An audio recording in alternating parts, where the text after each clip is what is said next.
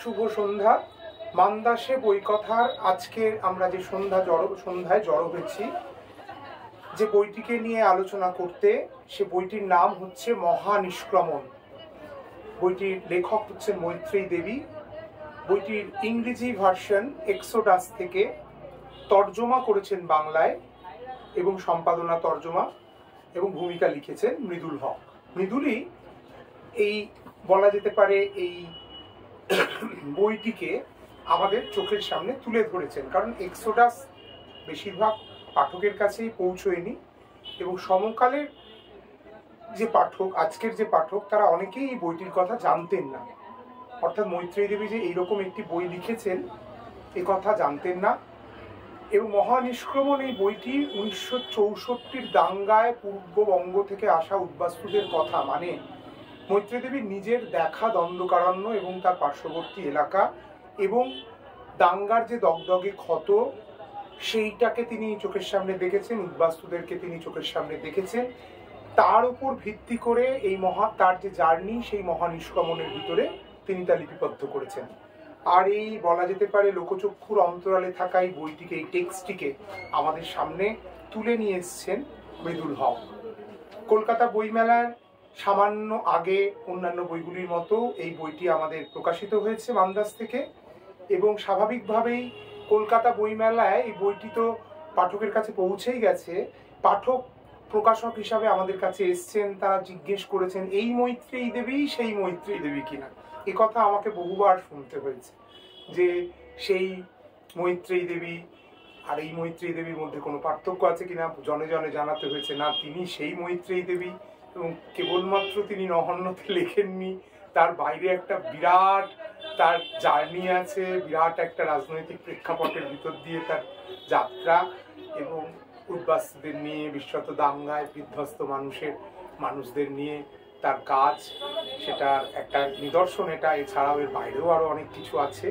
তো যাই হোক, আজকের এই সন্ধ্যায় আমরা পেয়েছি যাকে এই বইটিকে নিয়ে আলোচনার জন্য, আমাদের পরম সৌভাগ্য অর্ক ভাদুরী আজকে আমাদের মধ্যে উপস্থিত এই বইটিকে নিয়ে আলোচনা করার জন্য। আমরা অর্ককে অনুরোধ জানিয়েছিলাম, অর্ক সাগ্রহে রাজি হয়েছেন। অর্ককে আমরা আমাদের এই বইটির আলোচনার মধ্যে পেয়েছি। আমি প্রতিদিনের আমাদের যে অনুষ্ঠানের যে ফরম্যাট, সেটা মেনে প্রথমে আমি এই বইটির একটা আনুষ্ঠানিক প্রকাশ আমরা এখানে করব, তারপরে আমরা সরাসরি অর্কর কাছে চলে যাব, বইটি নিয়ে আমরা কিছু কথা শুনবো। অর্কর বলা হয়ে গেলে পরে আমরা মৃদুলের কাছে যাব, এই বইটি অনুবাদ করতে গিয়ে তার যা অভিজ্ঞতা হয়েছে সে কথা সংক্ষেপে শুনবো। এই হচ্ছে আমাদের আজকের সন্ধ্যার বলা যেতে পারে একটা রূপরেখা অনুষ্ঠানে। তা আমি প্রথমে অর্ককে আর মৃদুলকে একটু ডাকবো বইটির একটা আনুষ্ঠানিক প্রকাশ করার জন্য। আনুষ্ঠানিকভাবে প্রকাশিত হচ্ছে মৈত্রেয়ী দেবীর এক্সোডাস গ্রন্থের বাংলা তর্জমা মহানিষ্ক্রমণ। আমাদের সঙ্গে উপস্থিত রয়েছেন অর্ক ভাদুরী এবং বইটির তর্জমাকার মৃদুল হক। মান্দাসকে আমার পক্ষ থেকে অসংখ্য ধন্যবাদ আমাকে আজকে এখানে আমন্ত্রণ জানানোর জন্য। তার মোদ্দা কারণটা হচ্ছে যে এই আমন্ত্রণের সূত্রে আমি এই বইটা পড়তে পারলাম, এবং এটা একটা অদ্ভুত অভিজ্ঞতা। আমি সাধারণত খুব বেশি উচ্ছ্বসিত হই না, কিন্তু এই বইটা পড়ে আমার উচ্ছ্বসিত না হওয়ার কোনো উপায় রইল না। কারণ মৃদুল হক যে কাজটা করেছেন, যেটা সুকল্প বলছিলেন, যে এই বইটা তো অনেকদিন আগে ইংরেজিতে প্রকাশিত, মৈত্রেয়ী দেবীর লেখা, কিন্তু আম পাঠকের কাছে সেই বইটা আসলে পৌঁছয়নি। অদ্ভুতভাবে মৃদুল নিশ্চয়ই বেশ কিছুদিন আগে থেকে কাজ শুরু করেছিলেন, কিন্তু বইটা যখন প্রকাশিত হলো আর আমি যখন তার কয়েক মাস বাদে পড়লাম, তখনকার যে বাস্তবতার সঙ্গে এই বইটার একটা অদ্ভুত মিল আমি দেখতে পাচ্ছি। এই মিলটা কোথায়? এই মিলটা হচ্ছে একটা কালেকটিভ দানবীকরণের একটা বাস্তুতন্ত্রের মিল। 1964 সালে আমরা কি দেখেছিলাম? 1964 সালে আমরা দেখেছিলাম যে আমাদের এই তথাকথিত সাংস্কৃতিক প্রগতিশীল যে পশ্চিমবঙ্গ, তার বৌদ্ধিক সমাজ, তার সাংস্কৃতিক পরিসর, এবং সবচাইতে ইন্টারেস্টিংলি তার মিডিয়া, সংবাদ মাধ্যম, তারা তাদের প্রতিবেশীকে অর্থাৎ পূর্ব বাংলাকে, তখন সেটা পূর্ব পাকিস্তান ছিল, এই গোটা পূর্ব পাকিস্তানের এক ধরনের দানবীকরণের প্রচেষ্টা সেই সময় আমরা দেখেছিলাম 64 সালে। মৈত্রেয়ী দেবী তিনি রবীন্দ্রনাথের যে সাংস্কৃতিক প্রভাব, সেই প্রভাব বলয়ে বেড়ে ওঠা একজন মানুষ। তিনি এই যে দানবীকরণের যে প্রকল্প, যার মধ্যে তাকে বাঁচতে হচ্ছিল, তিনি সেটাকে না বললেন। মৈত্রেয়ী দেবীকে একা বললেন না, আরো অনেকে বললেন, সমর সেন বললেন, এরকম আরো বেশ কিছু মানুষ তারা বললেন, এবং তারা বলতে শুরু করলেন এই যে ভিলেন হিসেবে একটা জনগোষ্ঠীকে দেখানো, একটা জনগোষ্ঠীকে রক্তলোলুপ, সবসময় তারা নরহত্যা করছে, লুটপাট করছে, এইরকম ভাবে পূর্ব বাংলার জনগোষ্ঠীকে, মুসলমানদেরকে দেখানোর এই যে পশ্চিমবঙ্গীয় প্রকল্প, তারা এটাকে মেনে নিচ্ছেন না। তারা সত্যিটা বলতে চাইলেন, এবং এই সত্যিটা বলতে গিয়ে তিনি কি করলেন, তিনি সরাসরি চলে গেলেন 1964 সালের দাঙ্গায় যারা পূর্ববঙ্গ থেকে ভারতবর্ষে চলে এসেছিলেন, কাঁটাতার পেরিয়ে সীমান্ত পার হয়ে, তাদের অনেকেই দণ্ডকারণ্যের ছিলেন, এবং উনি সরাসরি তাদের মধ্যে গিয়ে পড়লেন এবং তাদের সঙ্গে কথা বলতে শুরু করলেন। এবং এই বইটা মূলত হচ্ছে তার সেই প্রায় দিন 15-12 আরো বেশি এরকম সময়ের ওই দণ্ডকারণ্যের বিভিন্ন ক্যাম্পগুলো, রিফিউজি ক্যাম্পগুলোতে তার সময় কাটানোর অভিজ্ঞতা, তার কথোপকথনের অভিজ্ঞতা। তো আমি কেন এই বইটা নিয়ে এত উচ্ছ্বসিত, তার দুটো কারণ আছে। প্রথম কারণটা হচ্ছে, একজন সাংবাদিক হিসেবে এইরকম সাংবাদিকতার গদ্য যদি আমি লিখতে পারতাম তাহলে আমি গর্বিত হতাম, কিন্তু দুঃখের বিষয় আমি সেই গর্বিত আর কোনো কালই হতে পারবো না, এইরকম লেখা আমি লিখতে পারবো না। এটা হচ্ছে প্রথম কথা। আর দ্বিতীয় কথা হচ্ছে, আজকে যখন দাঁড়িয়ে এই 2024-এ দাঁড়িয়ে যখন আমরা দেখছি যে একই রকম একটা ঘৃণার বাস্তুতন্ত্রের নির্মাণ চলছে আমাদের চারপাশে, তখন আমরা অল্প কিছু মানুষ, আমরা যারা পশ্চিমবঙ্গে থাকি, ভারতীয়, আমরা যখন বারবার করে বলার চেষ্টা করছি না এটা ভুল, এরকম নয়, একটা দেশের একটা কোটি কোটি মানুষ, তাই না, তো তাদেরকে একমাত্রিক ভাবে এই দেখানোর মধ্যে একটা ভীষণ শয়তানি আছে। এই শয়তানিটা আসলে এইখানকার বিভেদের রাজনীতিকে উস্কে দেওয়ার একটা চেষ্টা। এইটা যখন আমরা বলছি, তখন এই বইটা হচ্ছে আমাদের কাছে একটা আয়ুধের মতো।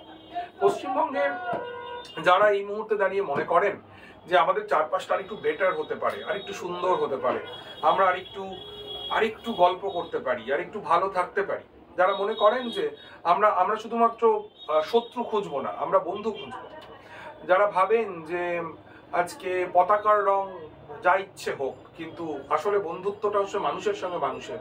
ঢাকা, কলকাতা, করাচি, কলম্বো, কাঠমান্ডু, এই বিভিন্ন শহরে আমরা যারা এই দক্ষিণ এশীয়রা আমরা ছড়িয়ে ছিটিয়ে থাকি, আমাদের মধ্যে সাংস্কৃতিক ফারাক রয়েছে, আমাদের ধর্মে ফারাক রয়েছে,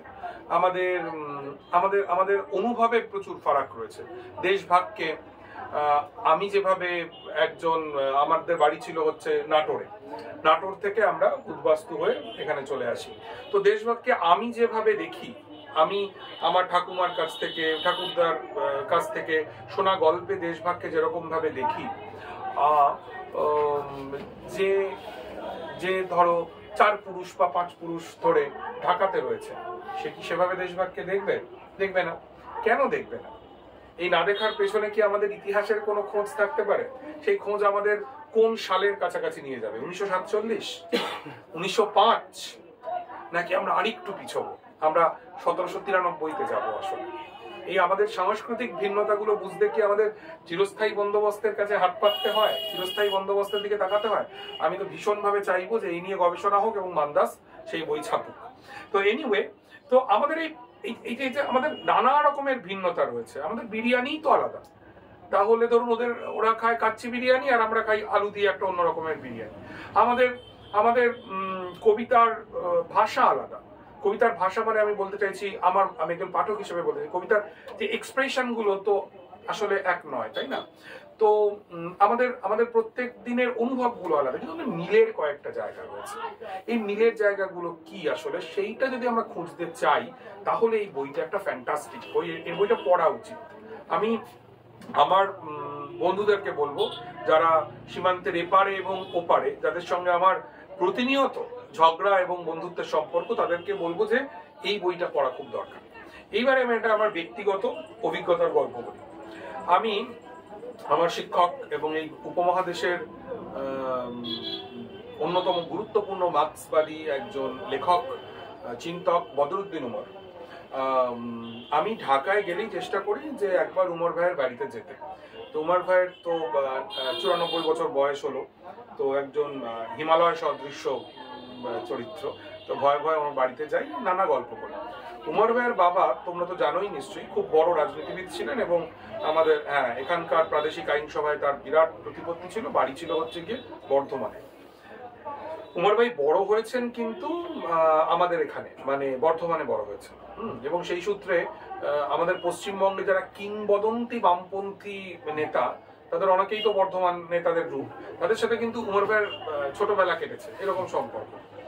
তো তারপরে 1950 সালে দাঙ্গার হয় এবং সেই সময়, আমি যদি সাল খুব ভুল না করি, 85, সেই সময় উমর ভাইদের বর্ধমানের বাড়িটা পুরো পুড়িয়ে দেওয়া হয়। এটা উমর ভাইয়ের বাবার কাছে একটা শখ ছিল, মানে অত বড় একজন রাজনৈতিক নেতা, তার বাড়ি পুড়িয়ে দেওয়া হচ্ছে এবং উমর ভাইদেরকে চলে আসতে হয়, মানে তোরা ঢাকায় চলে যান। উমর ভাই আমায় বলেছিলেন যে আপনি তো লেখালেখি করেন, দেশভাগের কথা লেখেন, আপনাদের চলে যাওয়ার গল্প লেখেন। আমি আমার আত্মজীবনীতে আমার চলে যাওয়ার গল্প লিখেছি। এরকম প্রচুর চলে যাওয়ার গল্প রয়েছে, যেটা এদিক থেকে ওদিকে চলে যাওয়া, তাই না? সেই গল্পগুলো কিন্তু গল্প, সেই গল্পগুলো কোথায় গেল? সেই গল্পগুলো তো পাচ্ছি না। আরেকটা বইয়ের কথা বলি, এই বইটাও আমার ধারণা কোনো প্রকাশক রিপ্রিন্ট করতে পারেন। এই বইটা এখন আর কোথাও পাওয়া যায় না। আমি গণশক্তির লাইব্রেরিতে গিয়ে পড়েছিলাম। আমাদের রাজ্যের শ্রমমন্ত্রী ছিলেন মোহাম্মদ আমিন, তার আত্মজীবনী, জীবনের ধূপছাও। তো ওই একটি কপি ছিল, আমি গিয়ে, সেটা অদ্ভুত বই, অদ্ভুত বই। মোহাম্মদ আমিন, আমরা তাকে স্মরণ করি, তিনি একজন উর্দু ভাষী মানুষ ছিলেন। তিনি 52 যখন ভাষা আন্দোলন হচ্ছে, তিনি সেই ভাষা আন্দোলনের পক্ষে সংগঠন গড়ে তুলতে পার্টি তাকে ওখানে পাঠাচ্ছে। এবং ওই বইটা আমরা যদি পড়ি, জীবনের ধূপছাও, আমরা দেখবো আমরা তো উদ্বাস্তু পরিবারের সন্তান, আমরা তো রিফিউজি কলোনির গল্প জানি, আমরা তো বিজয়গড়ের গল্প জানি, নেতাজি নগরের গল্প জানি, তাই না? কুপার্স ক্যাম্পের গল্প আমরা জানি, কিন্তু ওই দিকেও এইরকম ক্যাম্পগুলো ছিল। এবং এখান থেকে যারা চলে গিয়েছিলেন, তারা কি মারাত্মক অবস্থার মধ্যে দিন কাটিয়েছেন, সেগুলো কিন্তু আমরা জানি না। আমাদের এই পশ্চিমবঙ্গে এই নিয়ে প্রায় কোনো চর্চা নেই। আমার না খুব মাঝে মধ্যে প্রশ্ন হয়, চর্চা নেই তো বটে, কিন্তু কেন নেই? এই কেন নেই এর উত্তরও কি আমরা 1793-তে খুঁজবো, যখন চিরস্থায়ী বন্দোবস্ত একটা নতুন জমিদার শ্রেণীর জন্ম দিল, যেই জমিদার শ্রেণী আসলে গ্রাম থেকে বিচ্ছিন্ন? আমরা কি এরকম কোনো কথা বলবো সাহস করে, মানে কেউ যদি অপরাধ না নেন? এই যে আমাদের কলেজ স্ট্রিট, এই যে আমাদের সংস্কৃতি চর্চা, এই যে আমাদের গান বাজনা, এই যে আমাদের বিরাট কলকাতা শহর, এর প্রত্যেকটা ইঁটে পূর্ববঙ্গের কৃষকের রক্ত লেগে রয়েছে। আমরা কি এরকম বলতে পারি? আমি জানি না। আমরা কি আরেকবার ফিরে জয়া চ্যাটার্জিকে পড়বো? আরেকবার কি আমরা একটু দেখার চেষ্টা করব যে দেশভাগের দায় কার? আমি এই কথাগুলো বলছি একজন তৃতীয় প্রজন্মের উদ্বাস্তু পরিবারের একজন তৃতীয় প্রজন্ম হিসেবে। আমি এই কথাগুলো বলছি এমন একটা পরিবারের আমি সন্তান। আমাদের বাড়ি ছিল নাটোরে, আগেই বললাম। তো আমাদের পরিবার ওই 47-এর আগে পরে আমাদের একটা ছোট্ট ওষুধের দোকান ছিল। সেই ওষুধের দোকানটা ভেঙে দেওয়া হয়, দাঙ্গার সময় আগুন লাগিয়ে দেওয়া হয়।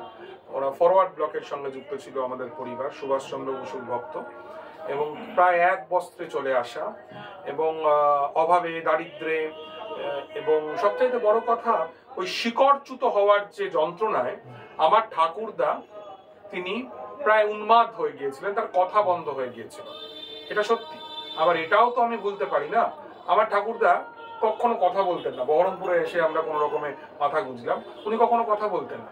উনি শুধু একটা সময় উনি হেসে উঠতেন, একটা সময় উনি কথা বলতেন, যখন আমেদ খান গোল করতেন। আহমেদ খান, তিনি একজন মুসলিম, তিনি ইস্ট বেঙ্গলে খেলতেন, তিনি আমার কথা বন্ধ হয়ে যাওয়া ঠাকুরদাকে হাসাতে পারতেন, তাই না? এই ম্যাজিকটার মধ্যে আসলে আমরা আছি। আমরা আমরা আমরা কোনটাকে দেখবো আসলে? আমরা কি শুধু ওই বাড়ি ভাঙাটাকে দেখবো?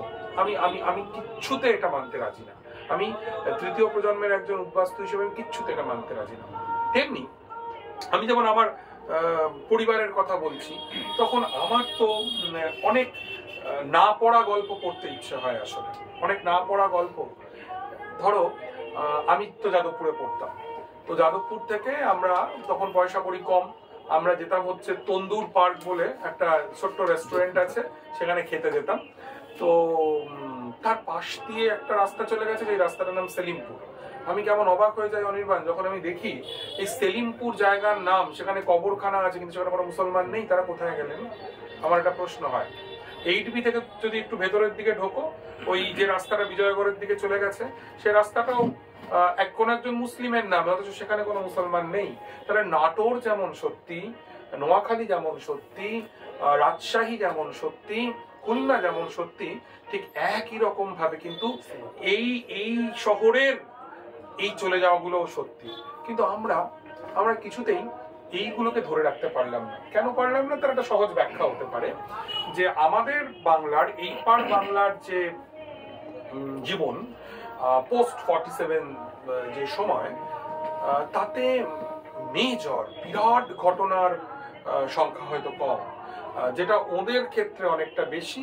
52 ভাষা আন্দোলন, তার কিছু বছরের মধ্যেই 69-এর গণ অভ্যুত্থান, 71, কাজেই অনেক বেশি ঘটনাবহুল একটা সময় তারা পার করেছেন। কিন্তু আমাদের তো সেরকম নয়, নকশালবাড়ির আগে আমাদের সেরকম বড় ঘটনা আর কি আছে, সেই জন্যই কি আমরা বেশি বলি? ওরা কম বলেছেন আমি জানি না, কিন্তু আমার মনে হয় আসলে সবগুলো গল্প একটা সুতোয় বাঁধা দরকার।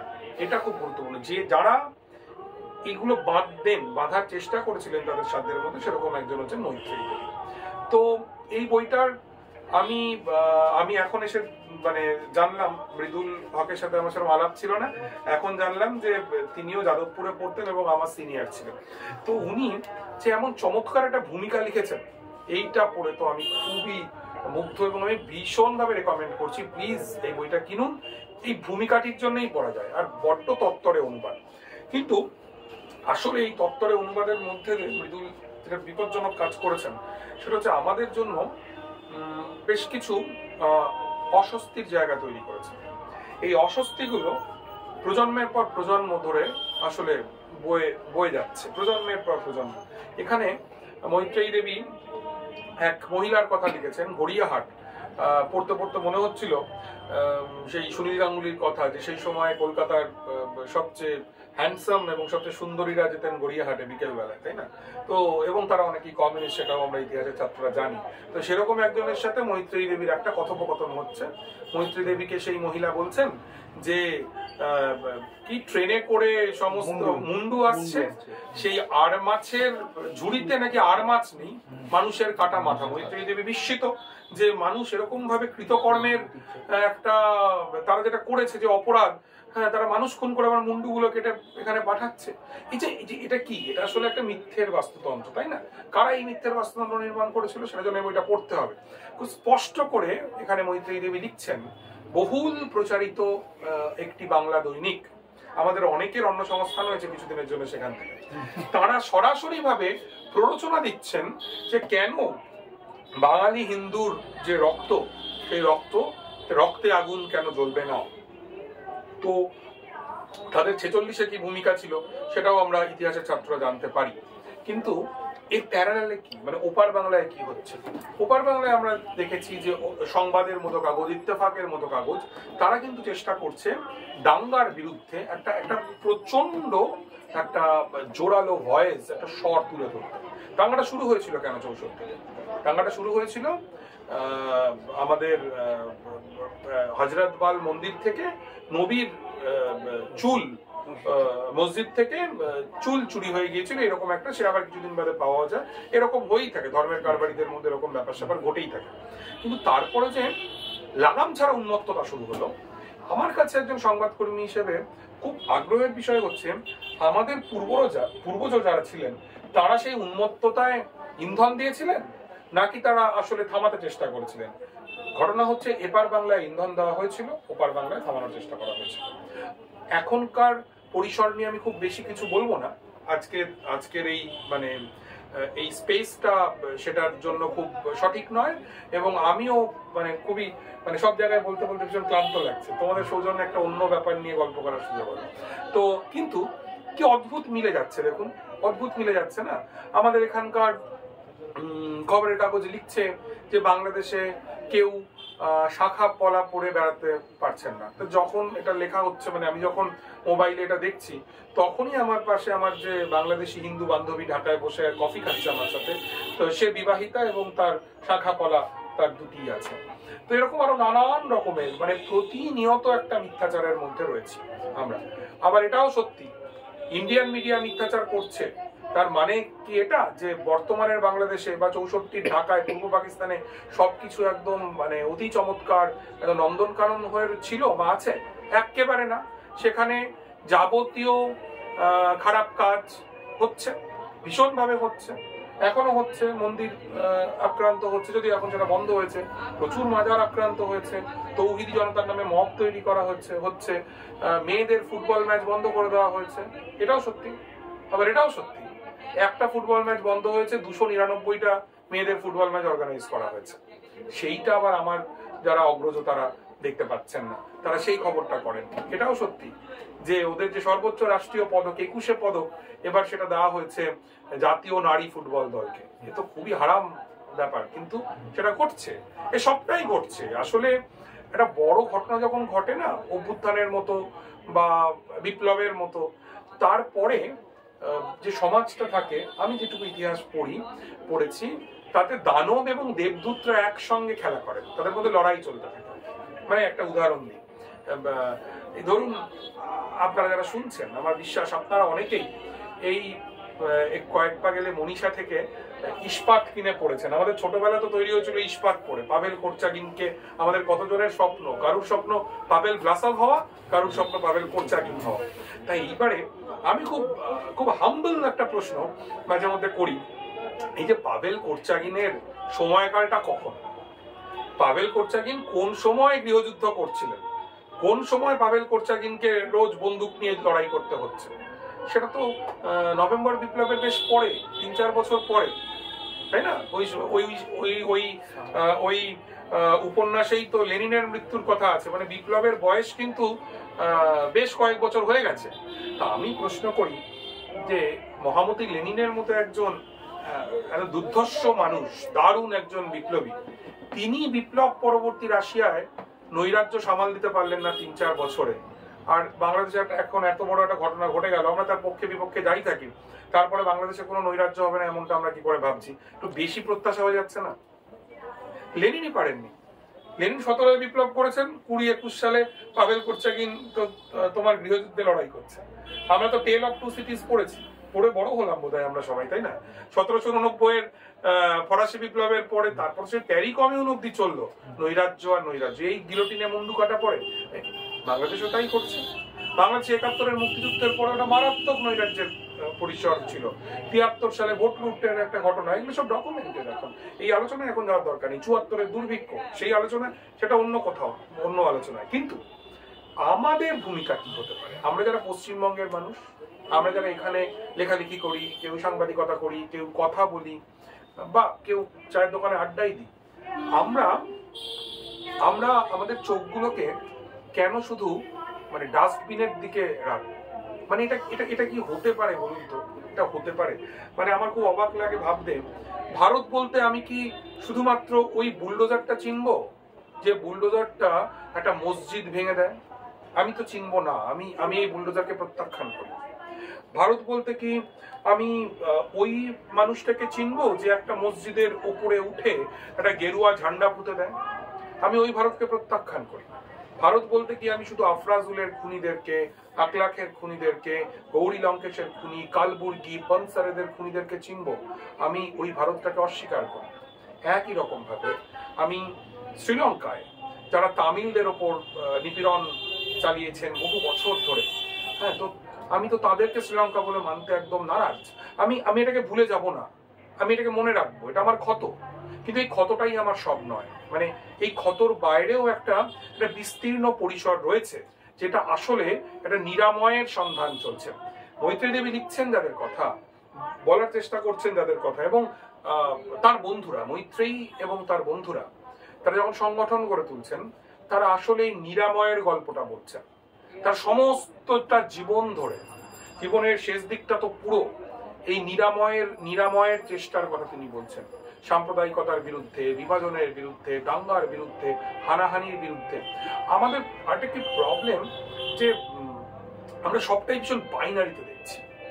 আমরা যদি এত বাইনারিতে দেখি না, তাহলে মুশকিল হবে কি, আমরা নিজেদের মধ্যেকার পসিবিলিটি গুলোকে আসলে সংকুচিত করে ফেলব। এই বইটা আমাদেরকে আসলে আমাদের মধ্যেকার যে সম্ভাবনাগুলো, সেই সম্ভাবনাগুলোকে আরো প্রসারিত করতে বলে, আমাদেরকে উস্কে দেয়। এটাও এক ধরনের উস্কানি, যে ভালোবাসায় উস্কানি দেওয়া। মানে যখন main stream media, main stream খবরের কাগজ তারা ঘৃণার বেশাতি করছে, তখন মৈত্রেয়ীরা তারা করছেন কি, তারা ভালোবাসার প্ল্যাকার্ড নিয়ে দাঁড়াচ্ছেন। এই বইটা আসলে এই ভালোবাসার গল্প বলেছেন, এবং একটা সেতু বন্ধনের একটা চেষ্টা এই বইটা ছিল। দুই বাংলার মধ্যে, মানে দুটি বাংলায় কিন্তু আসলে আক্রান্ত, নানা রকম ভাবে আক্রান্ত। ওখানে দাঙ্গা হয়েছে, এখানেও দাঙ্গা হয়েছে, ওখানে প্রচুর মানুষ মারা গেছেন। আমরা ওখানকার খবর জানি, এখানে শেখ মুজিব এবং মৌলানা ভাসানীর মতো কিংবদন্তি কৃষক নেতা, তিনি সরাসরি তিনি ওখানে দাঙ্গা আটকানোর জন্য তারা রাস্তায় নেমেছেন। তো এই মানুষগুলো, এই ভাসানী তো বাংলাদেশ, এই ভাসানী তো সেই সময়ের ঢাকা, তাই না? মৈত্রেয়ী দেবী তো 64-র কলকাতা, সমর সেনই তো 64-র কলকাতা, তাই না? তো এখনো আসলে এই দুরকম মানুষকে আমরা দেখতে পাচ্ছি। লাশের ওপর ঘুরতে থাকা শকুনদেরকে আমরা যেমন দেখছি, তেমনি আবার আমরা কিন্তু শান্তির সাদা পায়রাদেরকেও দেখছি। আমরা কোনটাকে বড় করে দেখবো, আমার ক্যামেরার লেন্স কোন দিকে থাকবে, এইটা আমার চয়েস। এবং এই চয়েসটা ঠিক করতে, এই পছন্দটা বেছে নিতে, এই বইটা একটা দুর্দান্ত আয়ুধ, একটা দুর্দান্ত অস্ত্র, একটা দুর্দান্ত হাতিয়ার হতে পারে বলে আমার মনে হয়। ব্যক্তিগতভাবে আমার বই, কবিতা, গান ইত্যাদির কোনো কিছুকেই হাতিয়ার ভাবতে একদম ভালো লাগে না। তোমাদের অনেকের হয়তো আমার সাথে একদম মতের মিল হবে না, বা হতেও পারে, জানি না, আমার একদম ভালো লাগে না। কিন্তু আমরা এমন একটা ঘৃণার বাস্তুতন্ত্রের মধ্যে আছি যে এই সময় হাতিয়ারগুলো দরকার।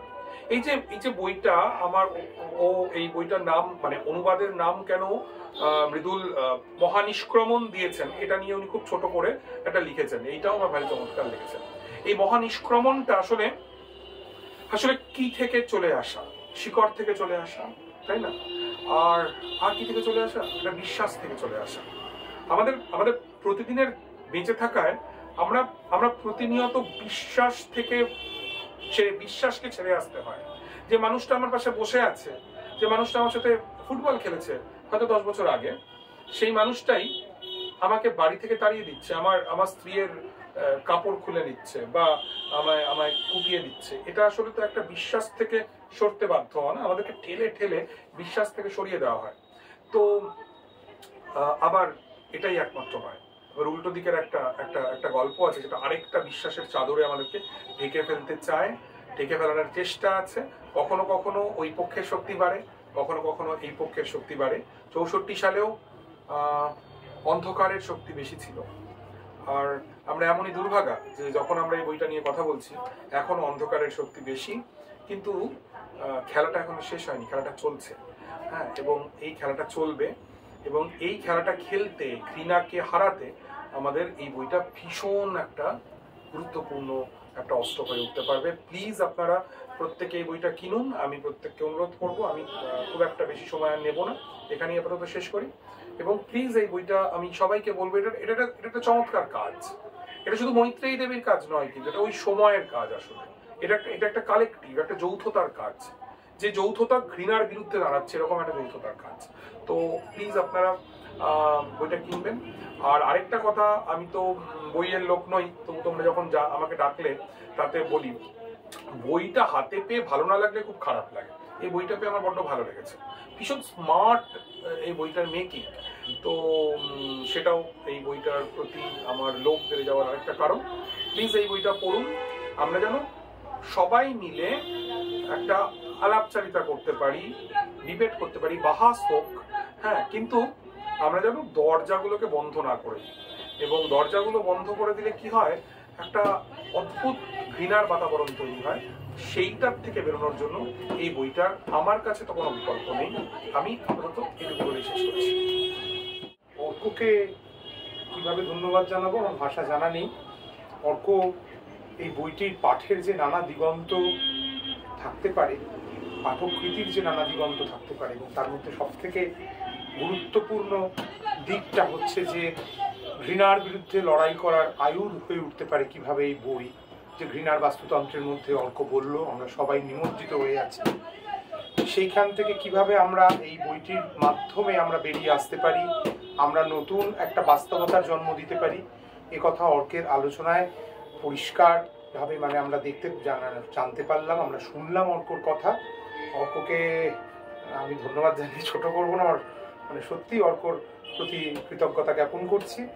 আর এবারে আমরা চলে যাব সরাসরি মৃদুলের কাছে। এই বইটি অনুবাদ করার সময়, বইটি তর্জমা করার সময় মৃদুল যে এর আগের যে মৃদুলের কাজ দাঙ্গা, দেশভাগ ও উদ্বাস্তু সময় পশ্চিমবঙ্গ থেকে যারা পূর্ববঙ্গে গেছেন তাদেরকে নিয়ে, তো তার পরবর্তীকালে মান্দাসের সঙ্গে মৃদুলের কাজ হচ্ছে এই মহানিষ্কমন।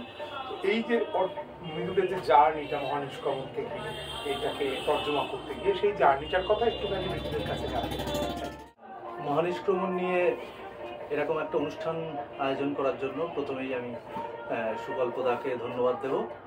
সুকল্পদা আমার প্রথম কাজটা করার সময় আমি সুকল্পদার সঙ্গে এই নিয়ে কথা বলেছিলাম, এবং আমি প্রথম কাজটা করার যে বিষয়টা ছিল দেশভাগের এপার থেকে যারা পূর্ববঙ্গে গেছে 47-এর পর, 47-এর পর, সেই বিষয় নিয়ে। তো সুকল্পদার সঙ্গে তখন আমার আলাপ ছিল না, কিন্তু আমি কলেজ স্ট্রিটেই বিভিন্ন প্রকাশনীর সঙ্গে কথা বলেছিলাম, কিন্তু আমি পরিষ্কার বুঝতে পেরেছিলাম যে এই বিষয় নিয়ে কাজ করার তাদের একটা লিমিটেশন আছে। তো অনেক পথ ঘোরার পর দেবদূতের দেখা পেয়েছিলাম। তো সেই কাজটা কাফিদার সঙ্গে, তারপর কাফিদার সুকল্পদার কথা বললো, তারপর ওই বইটা এখান থেকে বেরোলো। ওর দ্বিতীয় পার্টের কাজ চলছে, আশা করি এই আগামী বইমেলাতে বের করতে পারবো। তো ওই কাজটা করার সময়ই আমি একটা চমৎকার বই হাতে পাই, যেটা মৈত্রী দেবীর। সেটাও আমি আমার একজন বাংলাদেশের, আপনারা অনেকে নাম শুনেছেন, মুনতাসির মামুন আমাকে ওই বইটা পড়তে দিয়েছিল। তো ওই বইটা পড়ার পরে তার আগে পর্যন্ত আমরা মৈত্রী দেবী বলতে নহন্যতে জানি, অচেনা চীন জানি, এইসব লেখা, এবং রবীন্দ্র ভক্ত একজন লেখক এই হিসেবেই জানি। কিন্তু ওই বইটা এত রক্তকানো পড়ার পর দেখছি যে 47 থেকে 71-এর এই দুই বাংলার জার্নিটা এত ভালো ডকুমেন্টেড আর কোনো বাংলা টেক্সটে হয়নি। আমি এটা 100% গ্যারান্টি দিয়ে বলতে পারি, এত ভালো ডকুমেন্টেড হয়নি। এমনকি আপনারা ওই টেক্সটটা পড়লেও বুঝতে পারবেন যে ওই টেক্সটের মধ্যে মৈত্রী দেবী জানাচ্ছেন কিভাবে মুজিব ঘনিষ্ঠরা তার বাড়িতে নিয়মিত আসছেন, এবং তিনি খেলাঘর নামে একটা শিশু শরণার্থীদের জন্য বনগাঁতে একটা আশ্রম করেন, সেখানে 71-এর শিশু শরণার্থীদের সেখানে শেল্টার দেওয়া হচ্ছে। এই সমস্ত পুরোপুরি অ্যাক্টিভিস্ট একদম ওই 47 থেকে 71 পর্যন্ত সব কাজ তিনি করেছেন। তো ওটা পড়তে পড়তেই একটা ওই এত রক্তগান গ্রন্থের মধ্যেই আমি একটা বইয়ের নাম পাই, একটা পত্রিকার নাম পাই, যে নবজাতক পত্রিকাটা উনি মূলত ওই 1964 সালের যে হজরতবল ইস্যু নিয়ে যে দাঙ্গা হচ্ছে, সেই দাঙ্গার প্রত্যুত্তরে পশ্চিমবঙ্গে দাঙ্গা কেমনভাবে হচ্ছে সেইগুলো নিয়ে দুই বাংলার মিলিত লেখক এবং বুদ্ধিজীবীদের একসঙ্গে করে তিনি নবজাতক পত্রিকাটা প্রকাশ করার কথা ভেবেছিলেন। এবং আমরা দেখব নবজাতক পত্রিকা প্রকাশ করতে গিয়েও তার কত রকমের বাধার সম্মুখীন হচ্ছেন। মানে সত্যজিৎ রায়ের কাছে যাচ্ছেন সই সংগ্রহ করার জন্য, সত্যজিৎ রায় ভয় পাচ্ছেন তাদের বিভিন্ন যেসব কর্মসূচি করতে চলেছেন, অ্যান্টি কমিউনাল কর্মসূচি, সেগুলো সত্যজিৎ রায় ভয় পাচ্ছেন যে আমার ঘরটার, আমার স্টুডিও পুড়িয়ে দিতে পারে, আমি নেই ওর মধ্যে। তিনি রাগ করছেন, ত্রিগুণা সেনের সঙ্গে তার কথা হচ্ছে। তো এই নবজাতকের ওই 64-র পরের প্রায় 9-10 বছর ধরে তিনি দুই বাংলার উদারমনা সংস্কৃতি মনস্ক লেখক শিল্পী এদের একত্রিত করেছিলেন। তার মধ্যে অর্ক খুব যাদের বাংলাদেশ বিষয়টা ছুঁয়ে গেল, বদরুদ্দিন উমরও নবজাতকের লেখক ছিলেন, আহমেদ সফা নবজাতকের লেখক ছিলেন, সুফিয়া কামাল তাদের টোটালটা ছিলেন। আবার এপার বাংলাতে অন্নদাশঙ্কর রায়, গৌরী আয়ুব এরাও নিয়মিত লিখতেন। এবং ওই নবজাতকের প্রত্যেকটা সংখ্যার মধ্যে আপনারা দেখলে বুঝতে পারবেন। এবং আজকের কলকাতার রাজনীতি এবং পূর্ববঙ্গের রাজনীতি এই সবগুলো মিলিয়েই যে কর্মসূচিগুলো আসলে আমাদের করা উচিত, একটা গাইডলাইন আমাদের এই মুহূর্তে এই অশান্ত দুই বাংলার যেভাবে বাংলাদেশকে রিপ্রেজেন্ট করা হচ্ছে পশ্চিমবঙ্গের এবং ভারতের পত্রপত্রিকায় কিংবা বিগ হাউসের বিভিন্ন ম্যাগাজিনে, তাতে আমাদের একটা পরিষ্কার গাইডলাইন থাকবে যে এই মুহূর্তে আসলে আমাদের কি করণীয়।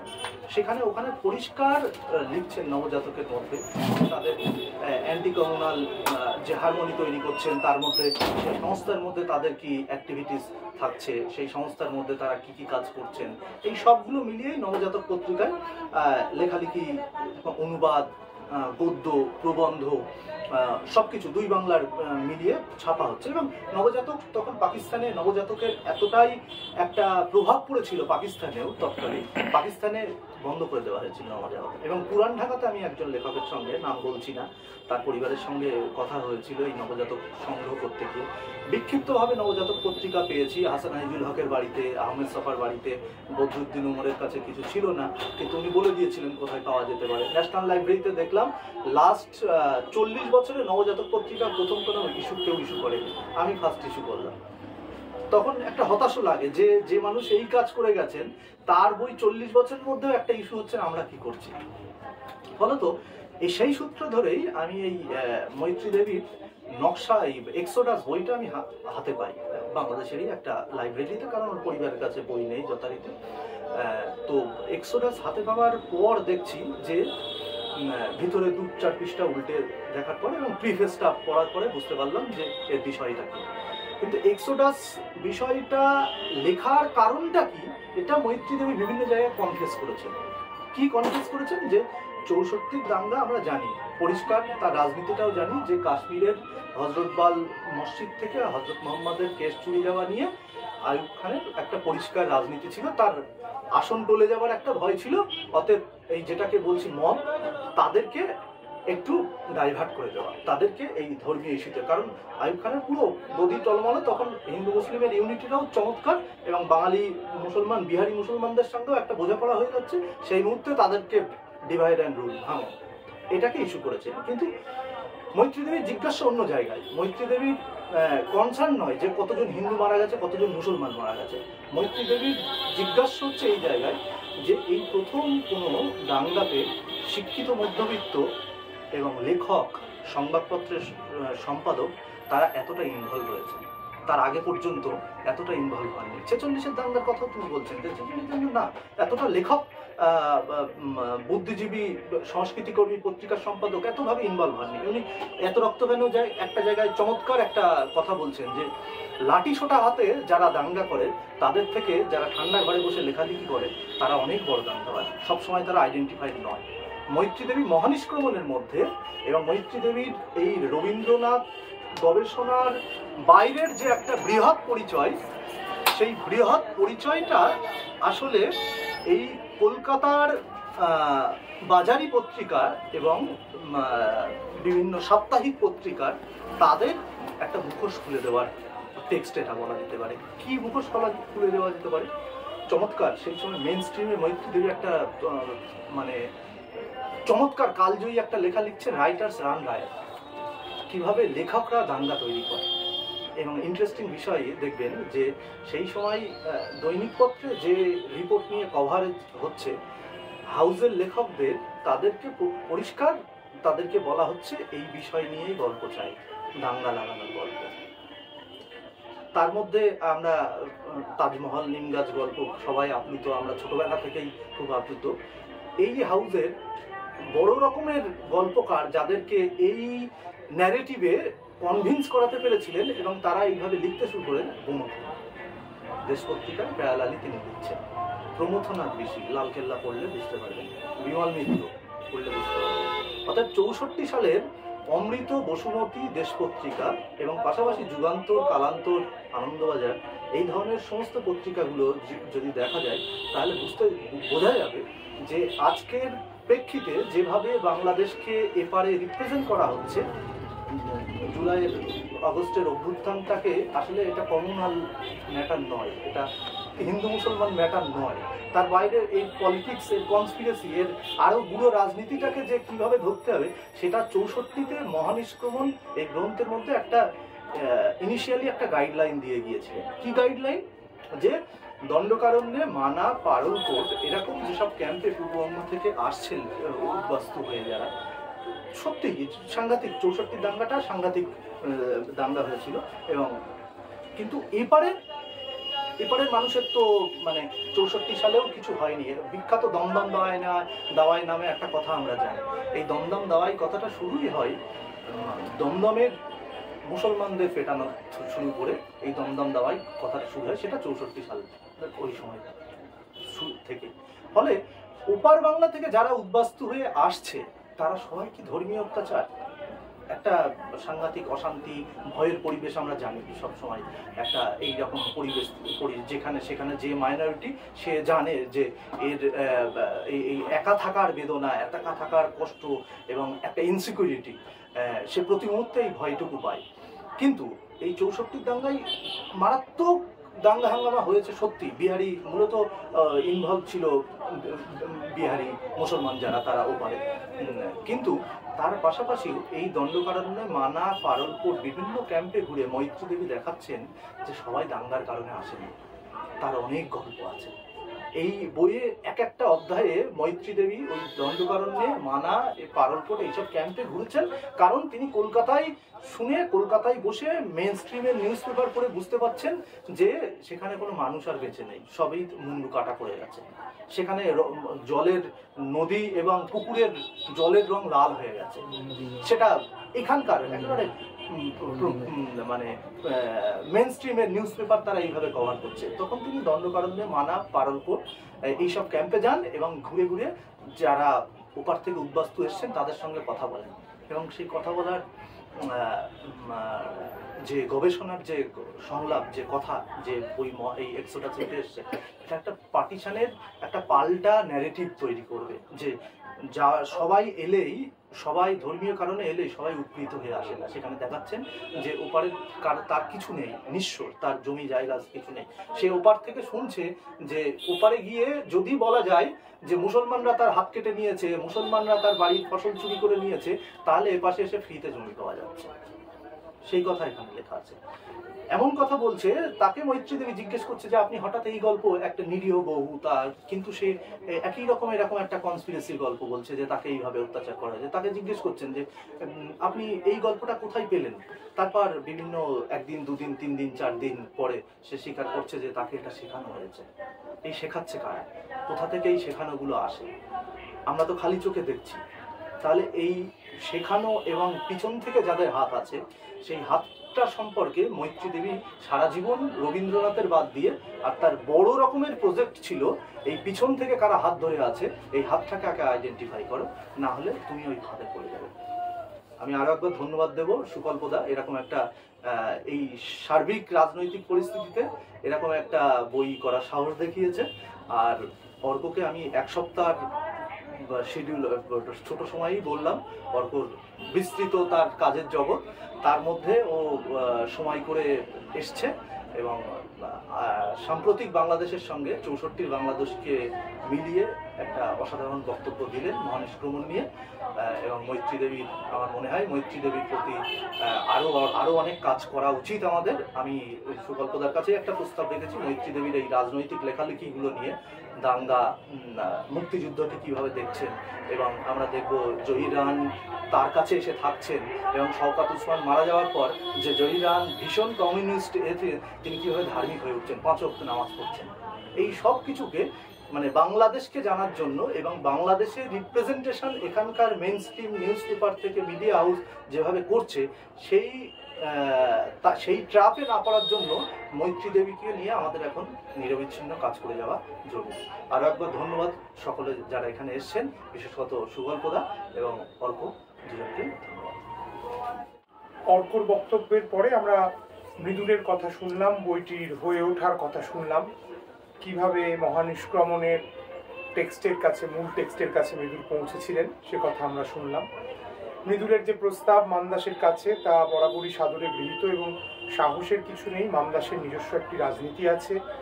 মান্দাসের প্রতিটা বই তারা মান্দাস প্রকাশ করে, তার পেছনে অবশ্যই একটা রাজনীতি আছে এবং সেই রাজনীতি থেকে যে কর্তব্য উৎসারিত হয়, যে মরালিটি বা যে নৈতিকতা কাছে আমরা গিয়ে পৌঁছই, সেই নৈতিকতার জায়গা থেকেই মান্দাস, আমি আর সায়ন্তন মুখোপাধ্যায় আমরা দুজনে মিলে একসঙ্গে শুরু করেছিলাম এবং এই ধরনের টেক্সট করব বলেই যখন আমরা করতে পাই তখন মনে হয় যে মান্দাস করার সার্থক জায়গাটায় আমরা পৌঁছেছি। কাজেই এই ধরনের টেক্সট আমরা অবশ্যই করব এবং মৃদুল যত বেশি মৈত্রেয়ী দেবী নিয়ে কাজ করবে, মৈত্রেয়ী দেবীর মতন মানুষকে এবং সমসেনের মতন মানুষকে, এই ধরনের মানুষকে আমরা যত বারবার করে স্মরণ করব তাদের কাজের ভিতর দিয়ে, তত আমরা এই যে ঘৃণার যে বাস্তবতা, অর্কর ভাষায় ঘৃণার যে বাস্তুতন্ত্র, সেই বাস্তুতন্ত্রকে আমরা কাউন্টার করতে পারবো কোথাও গিয়ে দাঁড়িয়ে। এই কাউন্টার করা, এই প্রতিরোধটা আমাদের কাছে খুব জরুরি। এই প্রতিরোধের শপথ নিয়েই আমরা মহানিষ্ক্রমণ নিয়ে আমাদের আজকের আলোচনা শেষ করছি বটে, কিন্তু পাঠকদের কাছে আবেদন যে এই বইয়ের সঙ্গে আমাদের কথোপকথন যেন কোনোদিনও শেষ না হয়। আমাদের এই কথোপকথন যেন চিরকাল জারি থাকে, কারণ ভবিষ্যৎ প্রজন্মের কাছে আমরা যে স্বদেশ, স্বকাল এবং পৃথিবী রেখে যাব, সেটাকে, সেই জায়গাটাকে যত বেশি করে আমরা ঘৃণা মুক্ত করতে পারি, এই ঘৃণার রাজনীতি থেকে আমরা যত বেশি মুক্ত করতে পারি, তার জন্য মহানিষ্ক্রমণের মতো গ্রন্থের সঙ্গে আমাদের সংলাপ যেন ক্রমান্বয়ে চলতে থাকে। এ কথা বলেই সকলকে শুভরাত্রি জানিয়ে আমরা আজকে এখানে আমাদের মান্দাসে বই কথা অনুষ্ঠান শেষ করছি। ধন্যবাদ।